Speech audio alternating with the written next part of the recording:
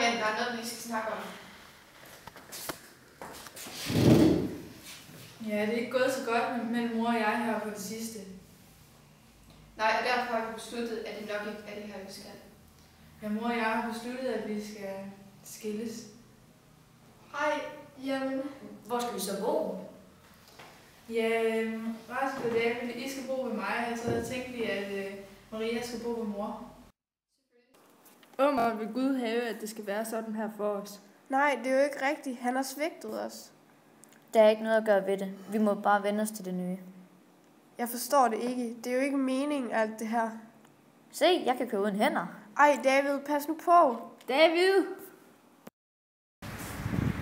Jeg forstår ikke det her. Hvad er det, du forlanger af os, Gud? Det er Guds vilje. Forstår du ikke det?